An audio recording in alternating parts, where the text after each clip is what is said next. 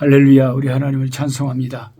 성경을 매일 3장 이상씩 읽어서 1년에 1도가는 성경 통독 프로그램 꿀속의 보약 큐티입니다. 오늘은 2023년 8월 25일 금요일입니다. 오늘 말씀의 본문은 오늘 여러분이 읽으셔야 될 성경의 분량은 에스겔 1장에서 3장입니다. 이 성경 본문을 읽기 전에 제가 설명을 해드리고 제 설명을 듣고 이 본문을 읽으시면 성경을 읽는데 큰 도움이 될 것입니다. 에스겔이란 책은 어떤 책이냐? 여러분, 에스겔서가 쉬운 것 같아요. 읽기가 어려운 것 같아요. 저한테는 꽤 어렵습니다.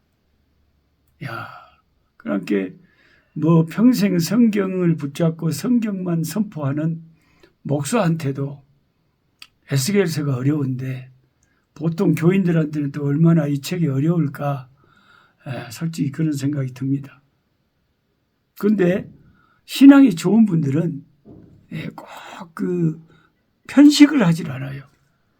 그러니까 내가 좋아하는 성경 구절, 내가 좋아하는 설교만 늘 찾아 듣고 읽는 것이 아니라 성경 66권의 모든 말씀을 다 하나님 앞에서 골고루 매년 똑같은 분량으로 성경을 읽고 어떤 말씀이든지 내가 이해가 되든 안 이해가 되든 편식하지 않고 성경을 계속 골고루 가까이 하는, 저는 이런 교우들이 많지는 않지만은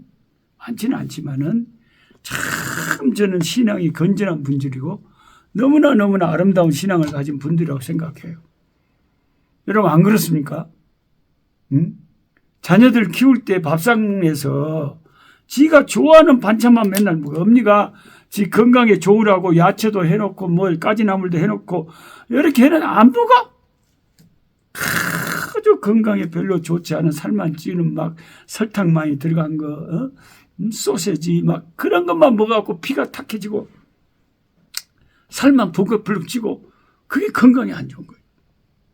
부모님은 자식을 생각해서 골고루 먹이려고 하는 것처럼 여러분 신앙이 건강하고 좋으신 분들은요 성경을 편식을 하지 않아요.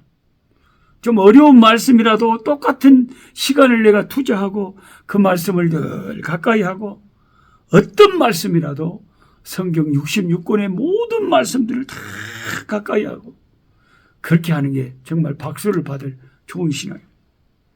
근데 여러분 주변의 교인들 봐보세요. 어떤 교인들은 어떤 한 목사님에게 꽂혀버렸어요. 그래갖고 아예 거기 간다면 그냥 쫓아다녀. 그 사람밖에 몰라. 그럼 신앙이 어떻게 됩니까? 계속 그분의 메시지만 들으면 어떻게 됩니까? 편식을 하게 되죠. 사상이 잘못되게 되죠. 신앙이 이상하게 왜곡되고 삐뚤게 되죠. 여러분 그러지 마시고 좀 어려워도 모든 66권, 구약 39권, 신약 27권의 말씀을 골고루 매년 1년에 최소한 1독씩은 하셔야 된다는 것입니다. 그리고 이제 에스겔로 들어갑니다. 에스겔은 제사장 가문 출신이니까 상당히 오늘날로 말하면 목사님 가문 자녀로 태어난 거죠. 이 사람이 어느 시기에 활동을 했느냐? 에스겔 선지자가 활동하던 시기가 언제입니까? 하고 교회 다닌 사람 아무나 붙잡고 한번 물어봐요. 어떨 때는 장로님한테 물어보고 권사님한테 물어봐도요. 교회를 수십 년 다녔는데도 에스겔 선지자가 활동하던 시기가 말하자면 하고 제대로 모르는 분들이 머리를 긁적지고 하는 사람이 한두 명이 아니다께. 분명 설교도 듣고 알기는 알지만 막상 물어보면 제대로 대답을 못하는 이유가 뭐예요? 자꾸 반복해서 공부를 안 하니까 그래요. 그래서 제가 여러분이 아는 거라도 매년 제가 똑같은 본문을 가지고 계속 말씀 전하잖아요. 이렇게 반복해서 수십 년 하다 보면 알죠. 이제는 알죠. 그 바벨론 2차 포로로 잡혀갈 때 같이 잡혀갔잖아, 그 선지자. 그래갖고 바벨론의 강가에서 바벨론 무슨 강요? 그발강. 예, 강이 많으니까 뭐 강 이름까지는 몰라도 괜찮아요. 하여튼 그 바벨론의 그 강에서 애언하고 살았던 선지자가 에스겔 선지자다. 아이고, 그 정도 이야기를 하면 어휴, 참말로 성경을 많이 공부하시는 분이구나 알게 됩니다. 예, 그가 포로로 잡혀가지고 5년 후에 애언 사역을 했는데 이때가 그의 나이 30살이었어요. 30살이 되면 공식적으로 제사장을 할 수가 있고 이제 공식적인 하나님이 주신 일을 할 수가 있던 나이입니다. 하나님 얼마나 자비롭고 인자하신지 한 번 매를 들어서 이스라엘을 확 쓸어버렸는데 근데 포로로 잡혀간 그 가운데서도 또 선지자를 세워요. 그 포로로 잡혀간 백성들 불쌍하잖아요. 그들에게도 어떤 하나님의 말씀을 들을 수 있는 통로를 열어주신 거죠. 그 포로로 잡혀간 자들에게 하나님이 그들을 다시 회복시킬 것을 애언해 준 선지자 에스겔 선지자 얼마나 귀한 선지자냔 말이에요. 소망을 주는 선지자. 에스겔서는 환상도 많고 비유도 많아서 어려운 책으로 그 구약의 무슨 다니엘서의 그 환상처럼 구약의 요한계시록이라 구약이. 근데 그 모든 환상을 제가 뭐 시원하게 여러분에게 그냥 시원하게 다 알려줄 수는 없어요. 나도 잘 모르는 게. 그러나 욕심을 버리고 우리가 이해할 수 있는 만큼만 이해하고 더 어려운 것은 나중에 천국 가서 물어보면 돼요. 주님 앞에. 주님에게 직접 배우면 돼요. 그 안식년 때 제가 한국에 가끔 가면 머무는 동안 그 여러 교회에서 제가 설교를 하잖아요. 잠깐한 시골 교회, 개척교회 뭐 한 10명, 5명 모이는 교회 가서도 집회도 하고 설교도 하고 또 그냥 좀 제법 이름이 있고 큰 교회도 가서 설교도 하고 그러잖아요.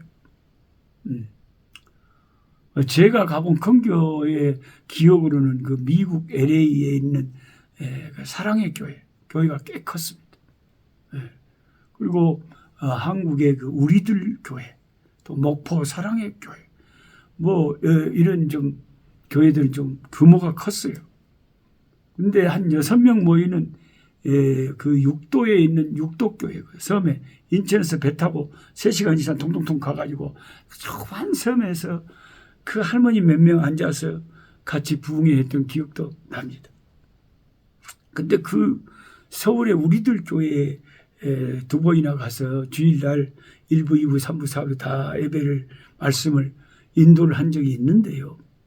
그때 담임 목사님이신 김양재 목사님을 만나서 그런 말씀을 들었어요. 김양재 목사님이 젊으신 나이에 갑자기 의사였던 남편이 돌아가셨대요. 사람이요, 여러분 의사라고 안 죽는 거 아닙니다. 여러분 약사라고 안 죽는 거 아닙니다. 우리의 생명은 하나님 손에 달려있고 그것은 아무도 하나님 외에는 알 수가 없어요. 우리의 생사하복을 주장하신 분은 오직 주님이신 줄 믿습니다. 근데 젊은 30대 초반에 생가부가 돼버렸으니 몸에 그 인생살이를 어떻게 이제 캄캄한 사망의 꼴짜기가 돼버린 거 아니에요. 근데 그 상황에서 우울증에 빠지지 않고 자살하지 않고 꿋꿋하게 인생을 버티고 그렇게 훌륭한 목사님 되셔서 교회를 개척해가지고 그렇게 수많은 영혼들이 나오는 교회로 그렇게 쓰임받을 수 있었던 것은 자기는 김양재 목사님의 간증은 에스겔서를 큐티하면서였다고 해요. 오늘 우리가 이 에스겔서를 읽으면서 이게 어떤 교인, 어떤 성도에게는 그렇게 큰 축복을 준 책이구나. 와, 우리가 생각에 전환을 해야 돼요. 이거 어려운 책이란 내가 늘 멀리 했는데, 에스겔서 이렇게 한 인생을 복되게 한 책이구나. 그렇게 생각하면 여러분 생각이 확 느낌이 달라지잖아요. 이 김양재 목사님이 그때는 이제 여자 집사님이시겠죠. 평신도 했고 에스겔서를 매일매일 읽으면서 큐티를 하고 그 큐티를 자기 노트에 적었고 그리고 그 말씀을 가까운 친구들이나 아는 그 교인들에게 자기가 큐티한 것을 간단히 나눴대요. 이야기하면서. 근데 되게 그거 좋다고 많이 주변 사람들이 은혜를 받으면서 점점 이 김양재 목사님의 큐티가 유명하게 된 거죠. 그 에스겔서 큐티에 목숨을 걸고 매달리시다시피 말씀에 매달리면서 그 인생의 고통을 견뎌냈다. 그만큼 말씀이 귀한 거예요. 시편 119편의 저자가 고백한 대로 주의 말씀은 고난 중에 위로라. 주의 말씀은 나의 고통 중에 위로가 된다. 주님의 말씀이 나를 살리셨나이다. 말씀이 우리를 살리는 거죠. 말씀이. 그래서 저는 가끔 한국에서 그 막 가족 전체가 자살하는 그런 슬픈 기사가 가끔 뜨잖아요. 뭐 빚을 많이 져가지고 더 이상 힘들었어. 무슨 세상에 자기 애기부터 먼저 죽이고 자기들은 무슨 차 속에 자가용 속에 들어가서 차가용을 그러다 물속에다 집어여가지고 그렇게 죽는. 또 의정부의 어떤 가족들은 그냥 아파트 안에서 여고생된 딸까지 다 그렇게 죽는. 나 그런 기사를 읽을 때마다 이거 미리 알아서 좀 이 사람들한테 가서 말씀을 전해가지고 이 말씀을 알았더라면 그들을 살릴 수 있었을 건데 너무 불쌍하다. 그런 생각을 할 때가 종종 있습니다. 말씀이 우리를 살렸고요. 이 에스겔서가 이 김양재 목사님을 이렇게 참 귀하게 이 시대에 사용받는 하나님의 종으로 쓰임받는 종으로 에스겔서가 만들었다. 그 시작이었다 하는 겁니다. 에스겔서 1장을 읽자마자 우리는 내 생물과 바퀴에 대한 환상을 잊게 됩니다. 하나님에게는 내 생물이 보좌 앞에 있고요.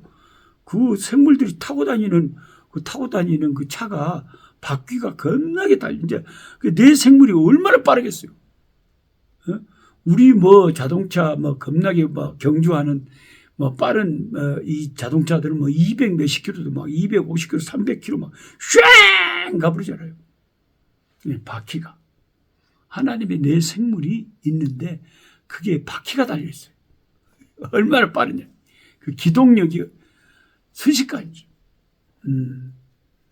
그러니까 이런 갑자기 내 생물과 바퀴에 대한 환상을 읽으면서 이 선지자가 보는 환상인데 또 강가에서 보셨다는데 하나님이 주의 종들에게 어떤 그 말씀을 그 당시에 구약에 많이 주실 때는 주로 장소가 광야 아니면 강가 아니면 산에서 또 물론 어떨 때는 실제로 일하고 있는 일의 현장에서 말씀을 주실 때도 있습니다.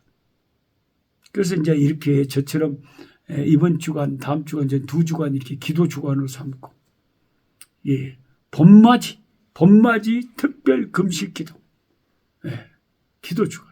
봄맞이 특별 금식. 왜냐하면 이 나라는 시방 봄이 오고 있다니까요. 봄이 오고 있어요. 그냥 그 자두꽃이 하얗게 지금 이 우리 농장에 피어 있어요. 너무 이뻐요. 빨간 복사꽃이 막 피어 있어요. 지금 여기는 완전히 봄이 왔습니다. 완전히 봄이 왔어요. 한국은 아직 가을이 조금 이제 아직 터지지 않았겠지만 멀지 않았습니다. 에스겔이 본 내 생물은 하나님의 일을 수종드는 하나님의 천사들에 관한 비전, 이상이었죠. 그들은 하나님의 뜻을 위한 날개와 하나님의 일을 봉사하기 위한 손을 가지고 있었는데 그 생물들은 그 모양이 4가지였대. 얼굴이 우리는 그냥 사람이면 딱 사람이지 뭔 얼굴이 동서남북으로 다르게 보인대요. 이렇게 보면 사람이요. 이렇게 보니까 사자요. 저렇게 보니까 황소요? 뒤로 보니까 독수리네? 이런 네 가지 얼굴을 가졌는데 그것들은 각각 지능, 용맹, 힘, 그리고 나르는 능력을 상징한다. 이렇게 성경학자들이 설명을 합니다. 그러니까 하나님의 일하는 사람들에게 하나님이 지능과 용맹함과 능력과 막 그 움직이는 날아다니는 힘을 자기 종들에게 허락하신 거죠. 그들은 성령의 지시가 떨어지면 서로 밀접한 연락을 취하면서 날개가 서로 둘씩 이어져 있으니까 날개가 이어져 있다는 서로 연락을 취하면서 번개 같은 기동력으로 그들의 직무를 수행합니다. 또 이 바퀴의 이상은 이스라엘의 하나님 여호와께서는 막강한 군대가 있어서 완벽한 기동력으로 하나님의 뜻을 수행한다는 것입니다. 그것은 바벨론의 군사력에 주눅이 든 포로로 잡혀와 있는 에스겔과 그 이스라엘 백성들에게 그들이 섬기는 하나님이 얼마나 막강한 하늘의 군사력을 갖고 있는 분인가 하는 걸 보여주는 거죠. 무기 하나만 보여줘도 알 수 없어요. 그 바퀴가 땅에 닿아 있는 것은 에스겔 1장 15절 그 바퀴가 땅에 닿아 있는 것은 하나님께서 이 세상 사건들에게 깊이 관여하고 계신 것을 보여주며 바퀴 둘레에 눈이 가득한 것. 무슨 바퀴 둘레에 눈이 막 가득하면 신기한 모양이잖아요. 하나님께서 지상의 모든 사건을 다 일일이 보고 알고 계시고 있다 하는 것을 우리에게 알려주는 것입니다. 그 내 생물의 머리 위에 있는 수정 같은 궁창과 궁창이면 하늘을 말해요. 생물들의 날개 소리를 통해서 에스겔은 전능하신 하나님 앞에는 세상의 모든 나라, 그 어떤 인간, 어떤 부, 어떤 군사력도 보잘것이 없다는 것을 확실히 그 환상을 보고 알게 됐습니다. 특히 많은 물소리와 군대의 소리와 전능자의 음성과도 같은 생물들의 날개 소리를 통하여 그렇게 막강해 보였던 바벨론과 그 군대가 실상은 두려운 것이 아니라는 사실을 알게 되었습니다. 그 하나님과 그 하나님의 그 쓰임받는 네 생물과 그 바퀴의 환상들을 보면서 그것을 본 선지자는 마음의 담대함을 얻었겠죠. 와, 세상에 그 어떤 것도 하나님을 맞설 수는 없다. 하나님이 모든 걸 주관하신다. 지금 우크라이나와 소련이 싸우고 중공이 대만을 삼키려고 호시탐탐 노리고 지금 막 여러 가지 세상이 어지럽지만 하나님은 여전히 세상 역사에 관여하고 계시고 다 알고 계시고 저와 여러분들의 믿는 자들의 기도를 다 듣고 계시는 전지전능하신 하나님이심을 우리 에스겔서를 읽으면서 깨닫고 우리의 삶에 적용해야 되겠습니다. 하나님 아버지 감사합니다. 어려운 책이지만 에스겔서로 들어갑니다. 아버지 그 은혜가 찰랑찰랑거리는 은혜가 아니라 헤엄칠 수 있고 허리에까지 넘치는 은혜의 역사가 에스겔서를 읽는 중에 나타나게 하여 주옵소서. 예수님의 이름으로 기도하옵나이다. 아멘. 약한 자 힘주시고 강한 자 바르게 주 환자 정택함이 주님의 뜻이라. 해 아래 압박 있는 곳 주 거기 계셔서 그 팔로 막아 주